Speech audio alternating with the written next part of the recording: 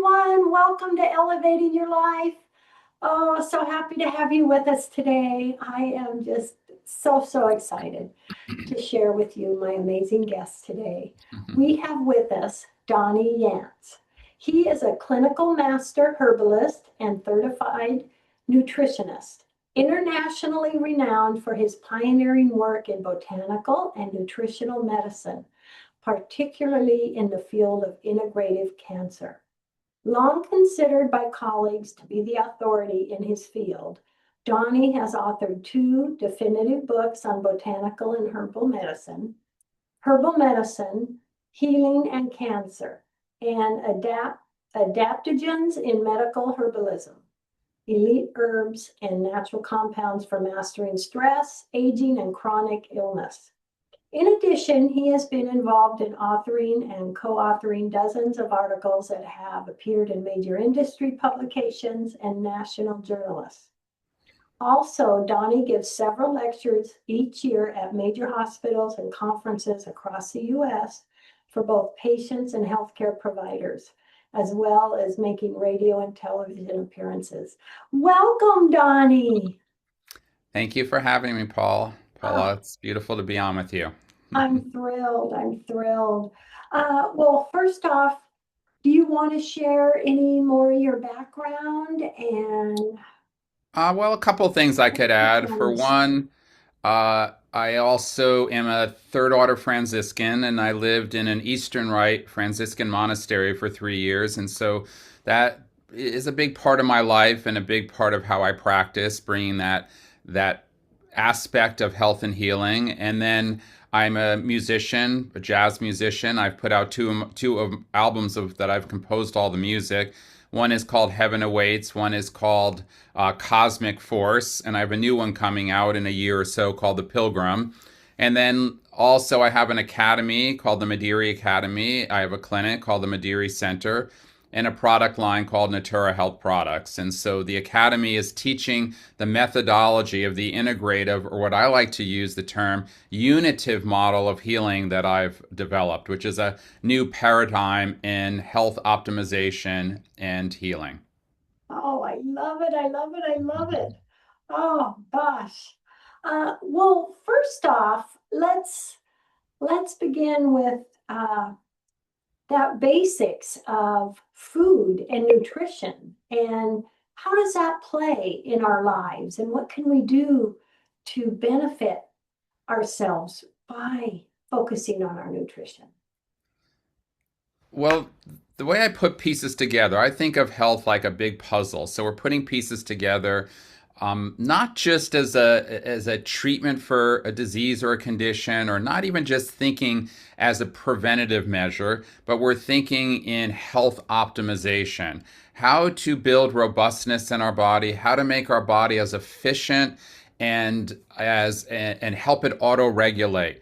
So everything that you put in your body is relating to your uh, gut first and foremost, because that's where food enters in, and then eventually, as food bathes in our gut, it decides together the relationship between the food and our gut decide what's really meant to be good and health promoting for us. So food has a anabolic and catabolic function. One, the anabolic function is building every molecule, every cell, and every organ system of the body. The catabolic function is how efficient we take our food and use it as energy. So when you don't eat well, when you choose to eat food that is unhealthy, say, it's actually a double negative. So you're actually giving your body things that are harmful to it, that is making it struggle, and then you're lacking the foods that optimize health. So it's actually a double negative because let's face it, at the end of the day, how many calories can you take in? So we want to optimize our food, but we want to see it in a relationship way. So I always tell my patients, this isn't necessarily an intellectual exercise. Think about diversity, think about balance, think about wholeness, think about nature. And the closer food comes from nature is always the best it is for you. And apply concepts like practical wisdom or phronesis, which is based in cultural tradition. If people have been eating a certain way for hundreds of thousands of years, and now we know that culture has excellent health, then they probably have been doing something that we ought to embrace and look at and include in our life. Mediterranean diet features olives and olive oil. Vast amount of science now is proving to us the great health promoting benefits of those foods. So we can apply concepts like that. But again, maybe you come from a different culture. Maybe you have religious purposes of how you eat. Maybe you have food emotionally that appeals to you. Maybe in a family setting, you have to make food that works for the entire family. Maybe you have a condition, you're iron anemic, you need to eat food that builds the blood. Maybe you have kidney stones, you need to eat food that helps pass the kidney stones. So there's all these different lenses. Then you can apply modern lenses like nutrigenetics and nutrigenomics, that's looking at your genetic type and what foods make the most sense. Or the epigenetics is the behavioral effects that foods have on our genome, on the behavior of our genes. And then finally, you can look at food from where you live on the equator. You know, like, do you live close to the equator? Do you close to the North or South Pole? And then lastly, the time of year. How you eat in the wintertime should be different than the summertime. So we can take all, I apply this concept called hermeneutics, where we're looking at all these parts and using all these lenses, microscopes, telescopes, and we're applying them, but always seeing how they fit back to the whole. And I would say the most important thing is see food as a relationship, as a healthy relationship, spiritual relationship, physical relationship, emotional relationship, intellectual relationship, and make it work. And check all of those points when you go to eat something. Does this make sense based on all of those points? And think about what you're doing. Think about this as a relationship. And so those are the starting points, and small, slow changes are much better than radical changes. I want my patients to keep getting healthier day by day, week by week, month by month, year by year, decade by decade. So don't try to get into some kind of dietary fad. Let's see how we can just start where we are and make us healthier little by little by little. Oh, I love that. I love that. And I'm fascinated by the eating it different in the summer and the winter. I would think give us an example. Well, Please. again, apply some common sense and wisdom. What foods become abundant in the summertime are foods that we should be eating, things that naturally are growing that time of year, things that sometimes cool us from the hot weather, say cucumbers. Cucumbers are cooling. A lot of those fruits that we eat that come about in the summertime are very protective against the heat of the summer. They help us adapt more to that hotter, more humid climate.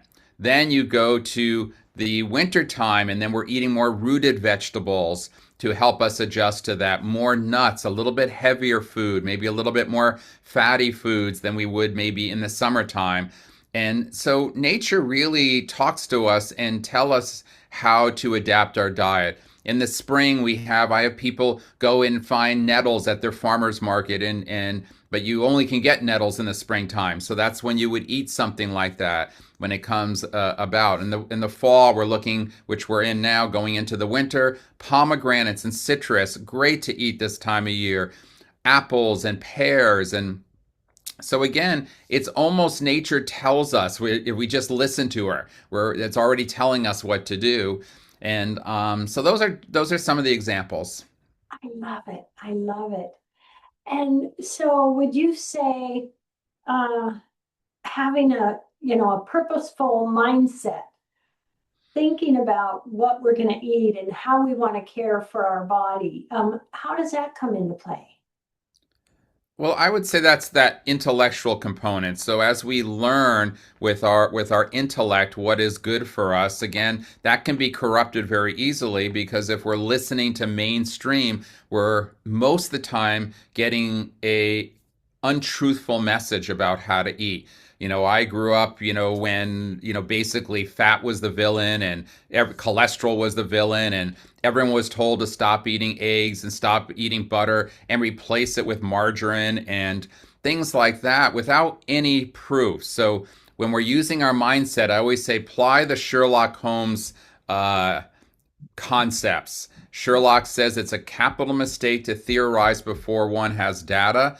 Insensibly, one twists the facts to suit your theory instead of building theories upon fact finding. So, cholesterol is the villain of heart disease. Eggs contain cholesterol. Therefore, nobody should be eating eggs. There was never a stitch of proof of that.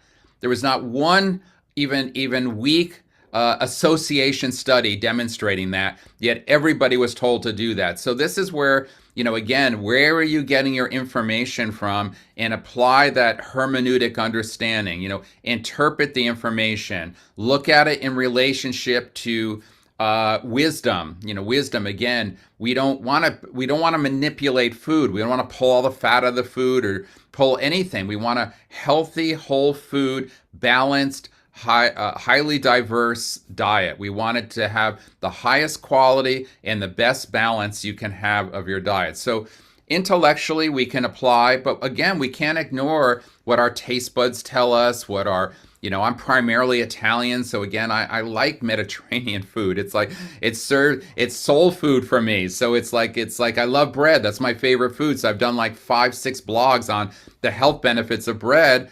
But 10 years ago, somebody, started writing books about how bad bread was. And I said, that's not based on anything truthful. Yes, the quality of the food. Anything can be made healthy and anything can be made unhealthy. But if you use good old sourdough, like really aged sourdough, you apply healthy heirloom grains, you grind them fresh, you make the bread yourself. Making bread itself is healing to the body and mind and spirit. They did a study where they took people and gave them that were depressed and either gave them an antidepressant or tell them to go home and make bread. The people that were making bread from scratch had better effects on mood elevation than the antidepressant group. So Wow. and every culture has embraced bread. It's like, the Jews go, the Israelites go, and they live on manna. Jesus calls himself the bread of life, not the broccoli of life. Yeah. Every single culture, you sit down at a table and you break bread. It's like bread is so representative of so much, and grains, and making bread, a very poor person can make it as well as a very rich person. So I love the concept. Grains are the best food for the environment because they have the least impact on on everything, on greenhouse emissions, whatever. The least amount of water you can grow grains that basically don't even need to be watered. A lot of the types of grains we have now. So we've gotta, and we learn now that all of these grains have incredible health promoting nutrients, and even ones that are breakthrough nutrients in quote unquote anti-aging. A new one called spermidine that's found abundantly in wheat germ of the wheat berry. Any other food it's way lower in. You have ferulic acid, you have tocopherols, tocotrienols, gamma arasenol. You have all these incredible health compounds. And when you make bread and you freshly ground flour, which I do, I have my own flour mill, you bring the particle size, you make nano nutrition basically, and then sourdough and even yeast is it makes it a fermented food, so it's really good for your microbiome, really easy to digest if you make good healthy bread. So again, these misconceptions come out, and then people, I think the guy, right, the grain belly, whatever it was, all his references were horrible in that book. They had no relationship to what he was trying to say, and he couldn't have been more off base, but sold millions and millions of copies, and everybody started believing him. Wow. And I mean, bread is a feel. I owned an Italian restaurant and we made the bread from scratch. People loved the bread. I mean, Yeah.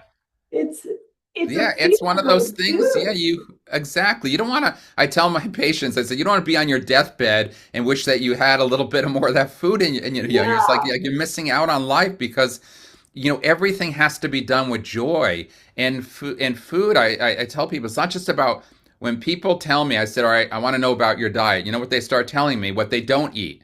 I don't eat gluten. I don't eat that. I said, I don't want to know what you don't eat. Tell me what you eat, and then tell me how you eat, when you eat, why you eat. And most people eat on the run and they're trying to, I said, eating is a sacred time. It's a time where people sit at a table, have conversation, and it should be a slow because you can't digest anything unless your vagus nerve is activated. That's why the vagus nerve, which is the wandering nerve, is called rest and digest. So you can't Wow, really? digest any food unless the energy shuts off from everything else.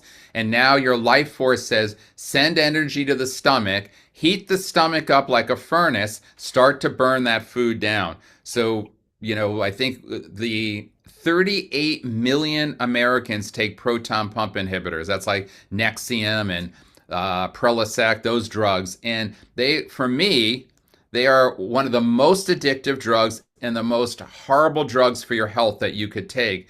Yet they're just passed out for everyone having heartburn and reflux and all of that. And they're only supposed to take them a short term. They get addicted to them and they stay on them. And they're associated with obesity, several forms of cancer, osteoporosis, depleting many of your vitamins and minerals, even depression. They're horrible drugs, and yet again, people aren't, and they also diminish in oncology. All the oncologists put their patient on them because the patients have GI problems, and they're associated with a poor response to a lot of the breakthrough oncological drugs, say immunotherapy, particularly what's called the PD-L1 inhibitors that are widely used now, and even the chemotherapy drug called Xeloda, greatly diminished when you combine it with a proton pump inhibitor. Wow. So you mentioned about we relax and our body can break down and digest. So if we're all stressed out and we're eating, are we not getting as much nutrition from the food? Absolutely not. You're the first thing that happens is your stomach isn't given the energy to start breaking food down. So everyone says I'm bloated, I have gas, I have heartburn, I have indigestion. All of this is a result of not getting the energy into the stomach to digest food. So the first thing, if you look, you had an Italian restaurant. So my Italian grandmother would, even as little children, like 3 and 4 year olds, all the time would give us chamomile tea after we ate. So Uh-huh. what do we know about chamomile? Chamomile is good for digestion, and chamomile is good for the nervous system. So lemon balm, Melissa, that's an herb that's good for digestion and good for the nervous system. So you see a lot of the plants naturally that have this what's called pleiotropic or multitasking ability. That's the beautiful thing about plants is that they are just there to help everything work better, and they're not specific like isolated compounds or pharmaceuticals. They're really working in a network fashion, doing hundreds, if not thousands of things in small, subtle ways to make everything work a little bit better. And in the case of chamomile, there's a bit of a focus on digestion and nervous system health. But it goes way beyond that. For example, chamomile is the richest source of, again, a new breakthrough anti-aging compound called apigeum. So I said, chamomile is 1 to 2% apigeum, and people are going taking supplements of apigeum. I said, just have chamomile. You don't need to take isolates. Take whole foods. There's no. I mean, there is a reason, as Ben Franklin says, a place for everything, everything in its place. That's one of the things I tell everybody. So I don't say no to anything. I just say it's better to be as holistic and as natural as possible and do things that have gentle health benefits and that are multitaskers. They're affecting our health in a global way. And plants are beautiful at that. Food is beautiful at that. The same food often that's good for cancers, good against heart disease, good against dementia and Alzheimer's disease. Olives, I mentioned, good against all of that. So olive is not specific for a disease. It's about health promotion. And the healthier we make our bodies molecularly, cellularly, and at the organ system level, the less disease we have and the higher our quality of life is and the longer we live. So everything we do should only end out helping us in two ways. Is this helping me live longer? And is this helping me live better? Doesn't matter. A lot of people go on keto diets and they may lose some weight, but a lot of it's just getting water out of the body initially anyway, because keto diets get rid of water. They flush because carbohydrates hold water. So you feel better often when you take carbohydrates out because you were retaining a lot of fluid that you shouldn't have been retaining. So that's the positive side. The negative side is that this is not the way any culture around the world, anywhere around the world that's associated with good health, eats. They eat high complex carbohydrate diets everywhere, no matter where you go. Okinawa diet. They live on squash and sweet potatoes. It's like the Japanese sweet potato and squash. That makes up more than 50% of their diet. That's not a ketogenic diet. And they have the longest living women in the world, the most centenarian women. Sardinia has the most longest living men in the world. They eat bread, but they also eat a lot of the pecorino cheese, the red wine, the olives, and they eat together. Their life has a beautiful pace. They're bonding with nature, and they don't have this obsessiveness with worriment and pessimism. I mean, that's if you want to know what's killing people now: pessimism, isolation, loneliness, depression, and anxiety. Those are the five things killing us more than anything else, even more than diet. Oh my gosh. Oh, that's amazing. That's And that's amazing. why I said when you eat, how you eat, sit down with people, interact with people. We really, we're meant to be that way. We're not meant to not have relationship, because everything, like I said, everything comes down to relationship. And when we look at our nourishment, we have earthly nourishment, which is the food we ingest. We have celestial nourishment, which is the air we breathe. And then we have heavenly nourishment, which is always about giving love, receiving love, feeling a sense of belonging, feeling a sense of purpose. We as humans have to have those things. Oh, that is so awesome. That is so awesome. And tell us, let everybody share for a moment your website. And I understand you have a blog that you put out, Donnie. Yeah, I have a weekly blog that's on my personal website, which is my name, DonnieYance.com, DonnieYance. And that will be getting a whole new facelift as of January 1st. But every week I post a new blog. I posted one recently on Thanksgiving, but a very different take on gratitude. So people might like to see my take on gratitude. It's a different way because even if you see health, if you I gave a retreat in Florence, Italy in June. I'm going to do another one in Tropea, Calabria next September, and the focus is on wellness and health. But if you look through the spiritual lens and you see wellness is connected to doing for the other. So all like me being, again, Franciscan, being Catholic and Eastern Catholic, uh, I look up to saints and martyrs. And so they weren't concerned with their own health. They were always doing good for the others. So it's always bringing love and goodness to the world is the focus of spiritual wellness. That's why the word wellness starts with the two letters WE, we. It's inclusive of everything. Oh, And the word illness starts with the letter I. So, but when we think of wellness, it's a self thing. What am I doing for myself? And so, how my retreat is all about living the paradox of spiritual health and sort of earthly health, and how we can see those as two sides of the coin and live in that paradox, that beautiful paradoxical balance. Because everything is a paradox when it comes to health. Chinese medicine is based on the paradox of yin and yang. We have feminine aspects of health, masculine aspects of health. It's like, we don't want to have extremes of anything. Matter of fact, when you study centenarians, one of the beautiful things is that everything, if you look at their laboratory tests on average, there's nothing too low and nothing too high. Nobody has low cholesterol. Nobody has extremely high cholesterol. Nobody has low anything or high anything. Everything is in this beautiful sweet spot. So to me, like again, you can actually live in a balance. Because for me, again, how did I come to want to be interested in health? And when, again, my idols are all martyrs. So what I found, what I believe is that when you take care of yourself and you stay strong and healthy like I am and have great energy and great health, I'm able to keep giving to the world in all the ways that I do. If I don't do any focus on myself, I fall apart and I'm good to nobody. Oh, I So love it. Oh, yeah. we have about 2 minutes left, Donnie. This time has flown by. What last message do you want to leave us with today?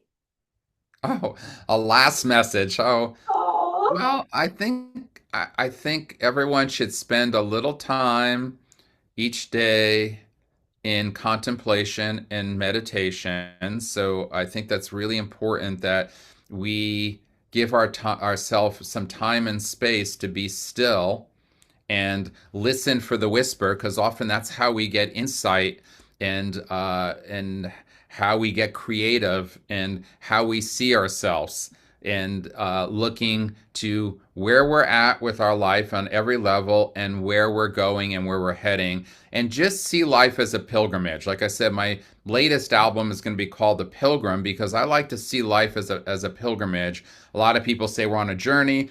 A journey doesn't really have an end in mind. You know, it's just we're but a pilgrimage is always pointing to the source, to the divine. So I would say just think of your life in this concept of a pilgrimage and reflect on that and see oh, where I it brings love you. that. Oh, what a beautiful message. Oh my gosh. Oh, thank you so much. Oh, I would love to join you in one of your retreats someday. Yeah, well, it's going to be September 18th. It's in Tropea, Calabria. And if you've never been there, to me, it's like one of the most beautiful places in the world. It's people don't go to Calabria because it's poor, but it's really beautiful part of the world. And it's, if you really want to see old Italy, that's the place to go. Oh, okay. So it's in Italy? It's in Italy, yeah. Oh my gosh. Oh my So it's gosh. southern. It's not in. So Calabria is it's close to Sicily, but Mhm. it's still on the mainland. You could take a boat, I think, to Sicily in 40 minutes or something, Yeah. from there, or less Yeah. even. I have the few times I've gone to Italy, I have just absolutely loved it, and it's an amazing place to visit. Do you do one retreat a year? That's what I'm Pretty much? doing. I'm going to be doing right Okay. now. I think as I Okay. get older, I'm going to be doing more retreats. I'll probably start doing them even in Ashland. The reason why I moved to where I live in Ashland, Oregon, from the East Coast was to do retreats, ironically. Great. And then I felt my calling was to change the medical paradigm, which, I'm attempting to do little by little. But now I'm kind of going full circle and want to go back to doing retreats. I love it. Oh, Yeah. thank you so much. This has been so great. Thank you, Paula. Oh, We should thank do. We'll you. do it. We'll do it again. Yes, Okay. love, hugs, and blessings, everyone. Yeah.